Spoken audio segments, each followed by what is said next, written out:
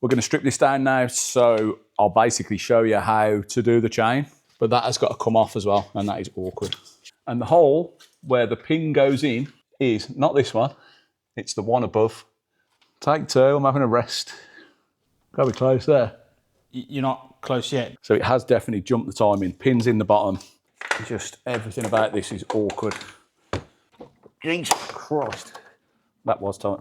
I'm hoping that when we take this out, this is in 3 pieces. Potentially. That is quite disappointing.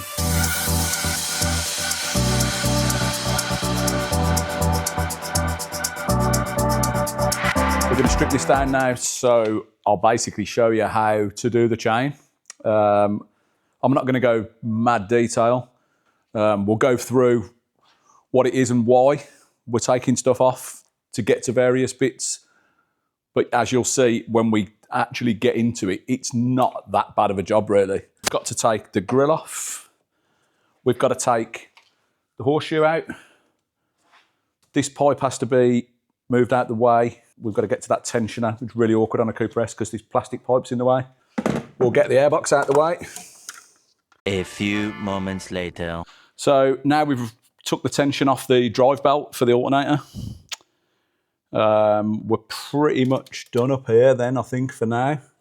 So we can go down there, we can go down, send the car up a little bit, we'll take the wheel off, and we'll take all the bits off the side that we need to get off, bottom pulley, drive belt, the drive for the water pump. So this gives you a bit more access to the oil leak. Yeah, definitely an oil leak. And then obviously your belts. And so this is probably something that probably a lot of people who own one of these had never seen. This here, so this is your bottom pulley, aircon. And this here is the drive for the water pump. The belt doesn't actually drive the water pump. It's driven off this weird drive. I take it that means that it's not always on. No, so they did it for emissions, so they're cooled out, that they warm up quicker. And there's a tab on the side you have to pull, and it releases that, so you can then lift it up. And up here there's a little tag, so then that then gives us room to get the belt out. But that has got to come off as well, and that is awkward. Okay, let's have a look at that. One drive belt.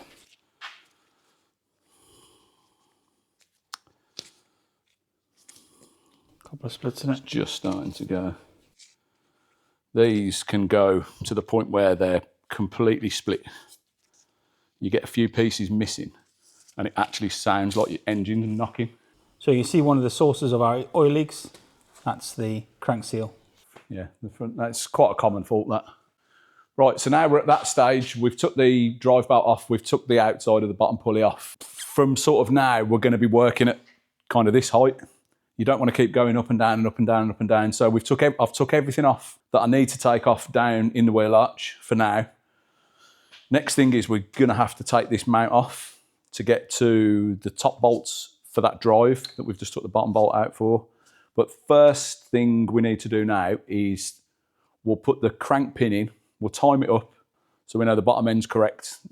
I won't put the tools on the cams until we reassemble it because there's no point. We'll wind the timing over. So how we'll do this, the pin in the bottom is quite difficult. You can't see into the hole, so it's quite difficult. The cams have got 3 flats and 1 oval. The oval is the bottom, is when it's in the time position. The oval is at the bottom. There's some writing on the cams here, which will be exposed when it's in time. But obviously this is filthy, so we probably won't be able to see it. So the next flat is where the tool sits. And what we'll do, we'll go to about there. So we know we're close at that. We'll send the car up and we'll put the pin in the crank. So we'll put the ratchet on there, 18mm, little extension, so you can get past the frame. And the hole where the pin goes in is not this one, it's the one above. And that's why this thin tool just makes it a little bit easier, because we've got to get in there. You can hear there is the edge of the flywheel. Hold some pressure on it so you can feel it really gently because we know we're close, because the cams are almost there.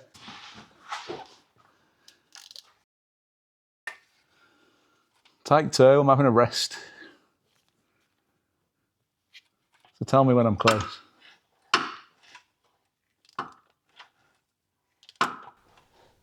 Miles out. 180 degrees out. 90 degrees to go. Gotta be close there.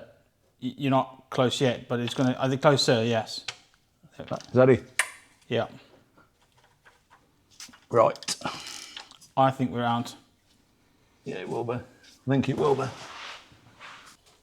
Wow, that is off. Yeah, so as we suspected, we thought it might have jumped. Obviously we know this is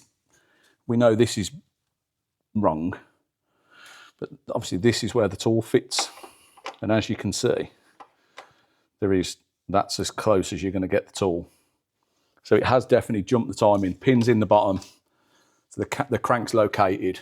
So the flywheel's locked. The engine can't now move anywhere. We could demonstrate this, I guess. Solid. Solid. So now we don't really need this to take it apart because we're just taking it apart. We know we're close. You know, there's the writing on the top of the camshaft that I was talking about. So you can see that. So that on the top, and again on the top. So as long as you've got your rounded part at the bottom and your 3 flat sides like that, you can safely take this apart now, and you're only going to need this when you reassemble it. We need to support the engine.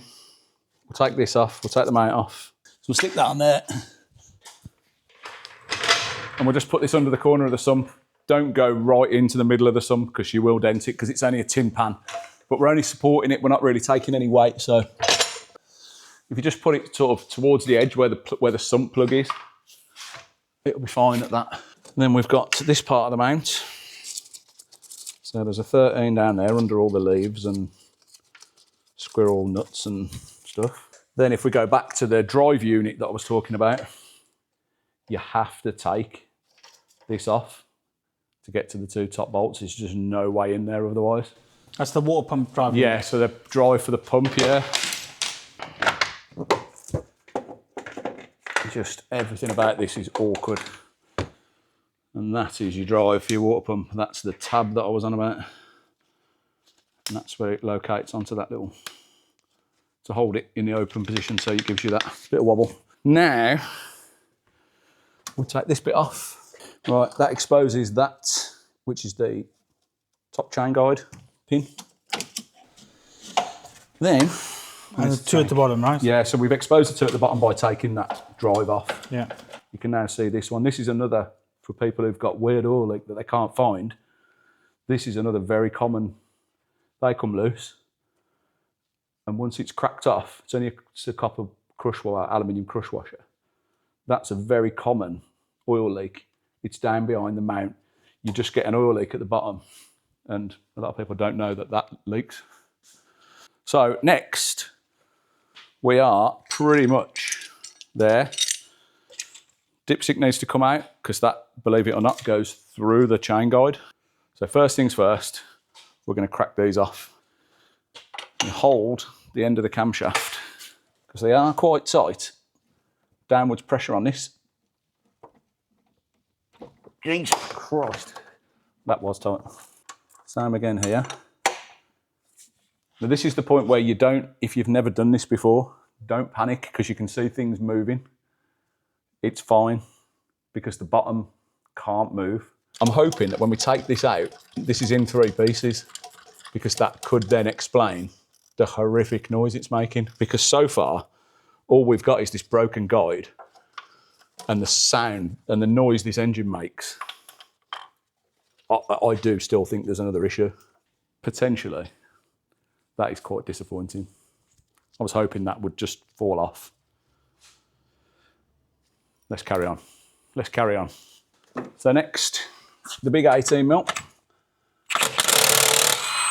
As you can see, that crank is well and truly locked. Right, it's a big lower crank bolt. So that's the lower crank hub and the bolt, and there's no keyways, no nothing. That just goes over your sprocket, and it's purely the tension on that that holds it all together. Yeah. Have you heard of anyone putting a keyway in it for big power? No, I've not like the new BM stuff. I've never known one of these engines make over 300 horsepower without exploding anyway. So I don't think, I've not heard of it. I dare say someone has done it, but no, I've never seen it. You'd have to be going for some pretty wild modifications to have to do that. And I think when you look at, like, obviously you've got your 135i. If you look at that type of engine, the B40, the B58s, and it's the torque, isn't it? It's the torque that turns it. That's never going to make the sort of torque that one of those with 1,000 horsepower will make. So no, I've never seen anyone do it, is the answer to your question. I don't think you'd ever need to. So now we're close, so we can take these out. Oh dear, don't want that to happen. Can stop there for now. Obviously single valve. What's the valve do, Chris? Magic stuff. Variable valve timing. Basic variable valve Yes, timing. very, yeah. I found the metal bit. Have you? Look, that, as I released that bolt, it literally fell out, look. Oh my word, yeah. Well, that's good news. It is, because that's pretty much intact as well. So that isn't bad news at all. So, you ready? Sprocket off. Gear off. We'll put them on the bench for now. And then this comes out. In its entirety. Again, like, there's a little bit broke there. It just it doesn't look as bad as it sounds. Could it be the timing, the fact that the timing was out, making that noise even worse, and that noise? It could have been that. Clackety clack clack clack against that. Could have been that stuck in something. The only way we're going to know is put it back together, innit? Yeah. And if it still makes a row, then we'll have a look. We'll move on from there. Run low on oil, won't we? So. And is there? Do we need to keep the caps in a certain order? Yeah. Absolutely. They're all numbered. Keep them together like that. Put your camshaft with your caps. Right. And then same again. Right. Oh. This pretty much sums up whoever's worked on the car before. Just why? Put a gasket on it. Buy a gasket. Hate this. What? Yeah. It never lasts. Next thing to do on our massive list of things to do is the valve stem seals. Yes. So we took the engine apart last time. Took all the cam gear, everything off, chain off, the lot. And we're now ready to start looking at the valve stem seals, which are under those springs over there. So let's start by having a little chat about the tools that you need to do the job. Obviously, a lot of people say this can't be done, maybe. So you have to take the cylinder head off. You can do them in situ. We do a lot of them like this. So there's lots of tools you need. People do ask the question, can we do this at home? And the problem is, yes, probably. The tools to do it are quite expensive for a home mechanic, I suppose, unless you're using them all the time. Obviously, you need a big, massive compressor to do the job because we're going to be using compressed air to hold the valves. We have got the chain out because obviously the chain was the issue with this car, we hope. We're going to do the valve stem seals. We don't know if it smokes because the car didn't run. So we're going to do the valve stem seals as just a precaution. So to do this, we're going to need, how we do it, maybe not how everyone does it, I don't know. But we'll use the leak down tester. So we screw that into the spark plug hole. We apply some compressed air with this. That will hold the valves in and allow us to take the springs off without the valves falling in the engine. And then we also use this tool, a bridge tool of some description, I guess. So we'll rig this up and show you how it works. This basically bolts to the cylinder head like this. Something like this. Let's put it on the cylinder head because it's going to be a lot easier. Pissing thing. Right, let's just bolt it on and we'll show you how it works. Right, we'll put this here and we'll do these 4 first because these 2 here, the end 2 here, are the most awkward ones. It's really quite awkward to get these back on. Getting them off's all right. Getting them back on is quite difficult. So we'll try our best to keep this entertaining. As entertaining as fixing one of these terrible things can be, I suppose. And doing this as well, you can actually have a look how bad your engine's leaking. So as it goes, that's not bad. Yeah. When you consider as well, when we did the compression test, it weren't terrible, but it weren't too bad. This maybe tells another story. Yeah, I think we were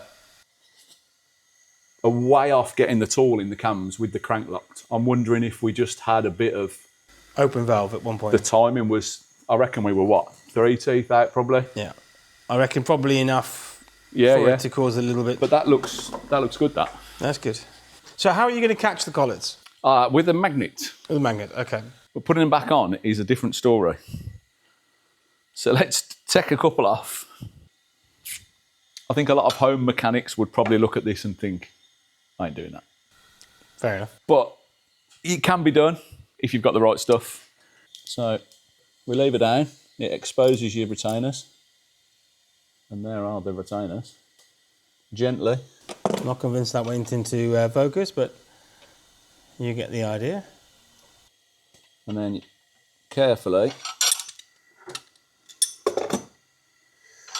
and then take the spring and the top off. And then that exposes your seal, which you grab with these little pliers. And there she is. We took that one out, and that's what a clean one looks like. What you're looking at, really, I don't know whether that will focus on that. Look at the difference in the size of the holes. These just slide over the top. There's not much pressure in that. And then we just drop that on. You've got to watch you don't catch the side of the cylinder head with the tool, and you've got to make sure your top hat is in the centre. Say, you could easily push that valve. Now this is quite hard to do with one hand. You can't do it with 2 hands. That's it. Spin that one around to the back. Gently lift it up. I'm saying this one's particularly awkward as well, because obviously, one, I can't see what I'm doing. There we go. So them 2 are on.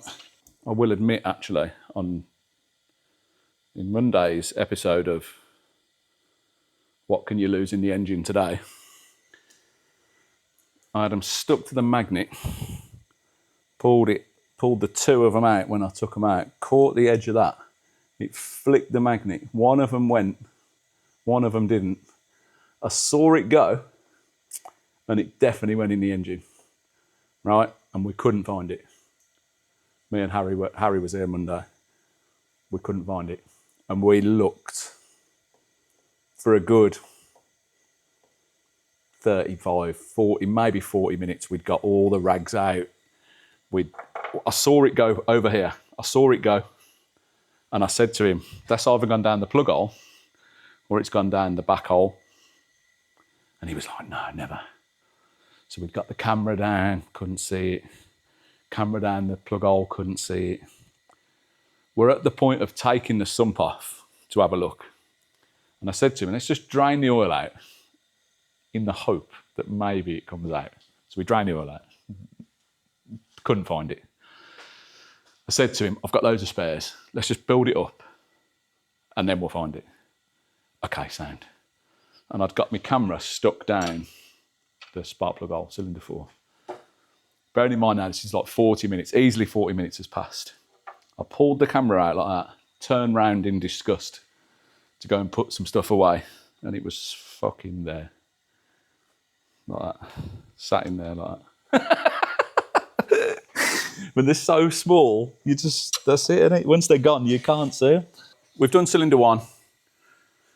We're not going to bore you with doing all of it. And I think we'll just rattle through the rest of it, because the people don't want to be bored by this. Do you people? No. Much, much, much later.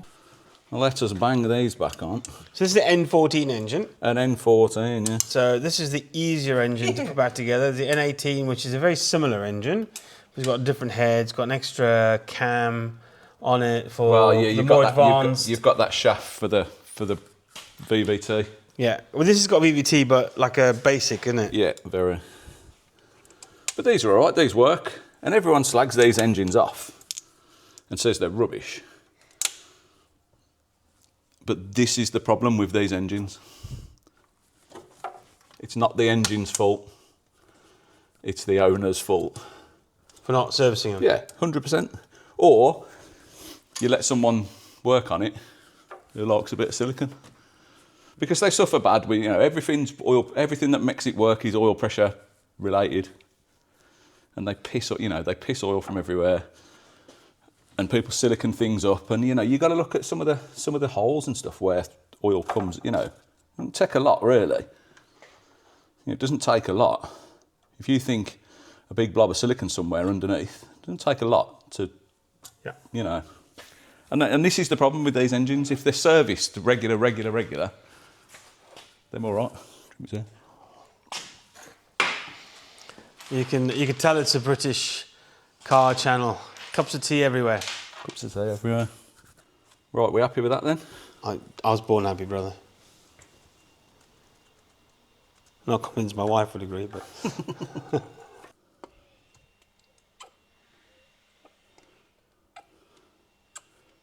Bit of lube. Just to get it ready. Give it a helping hand. Oil pump on these is in the sump. Normally in the sump, aren't they? Hey? They're normally in the sump, aren't they, an oil pump? No. Are they not? No, have you not? There's a thing called a Mini R56. I don't know if you've ever worked on one of those before. But the oil pump on them is not in the sump. No, it's true, actually. It's on the side. Exactly. What's an R53? I've never seen one. R53, best Mini ever made. Is that right, is it? Yeah, especially if they're electric blue. They are by far the best Mini. You do know that'll upset all the classic owners, don't you? Chris playing with his shaft. Sorry, yeah. I couldn't wait. Well, you have got to check on these little rings on the end of here. So basically, they sit in there. In there. Yeah. All right. And the oil pressure comes in here. Yeah. And then from there out there into the gear. And those rings is how it holds the oil pressure. So you just got to make sure there's no chunks out of them or they're not cracked. Are they metal or rubber? These are there's two different types. The earlier ones have got like a metal ring, and these are almost like it's almost like nylon, I suppose. Hard plastic. They're quite flexible. Yeah. But yeah, so you just got to have a quick look at that, make sure it's not cracked.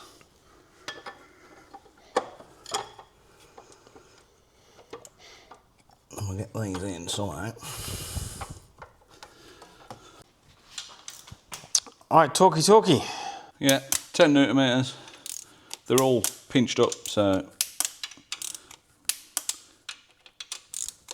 start in the middle, work your way out. Obviously, you need to make sure that you've got this snug down before you tighten anything. You don't want to tighten one end. Yeah. Because you can break the cams. Right, and mate, so we'll shove the tool on. I'm going to use the cheap tool because I just can't be bothered to set that one up.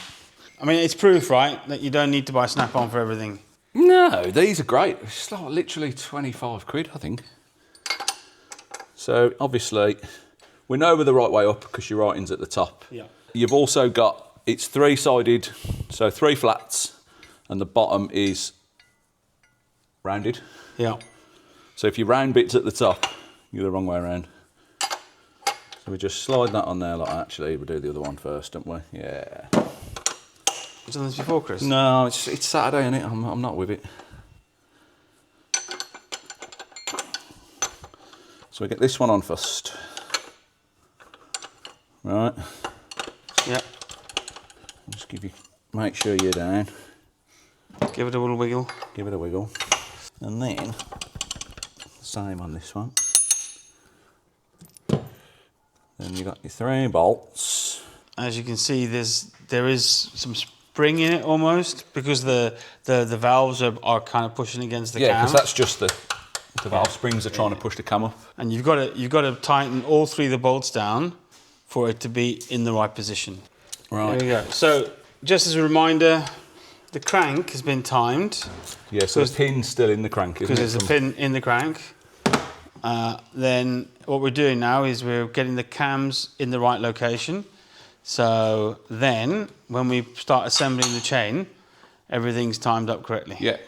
And this is where it's quite easy now. So if you were just doing the chain, we showed you how to put the pin in the crank. Once the pin's in the crank, you know the top. Obviously, this was slightly out. We know that because we know it had jumped the chain. But now, the pin's in the bottom. This is on the top. You literally cannot get it wrong. You probably could. I don't know why people worry so much about doing these chains, because they're not actually that bad. I think it's the risk of getting it wrong, Yeah, right? maybe, yeah, And also, understanding, when you're doing your first one, you've watched 12 videos on YouTube and whatnot, and everyone's got their own way of doing everyone it. does it different, yeah. Yeah, exactly. Yeah. Right, so that is essentially ready to put the chain back on. The chain's nice and free. That's where the dipstick goes through. So we'll get that on. Question is, do you tension before you tighten, or do you tighten before you tension? So, in short, that is tight. I think we have found all the metal bits. Well, it isn't full of bearings, so that's good. What are you doing? Seeing if I've got a steady hand. it's oil time. It's tea time. Let's turn the key.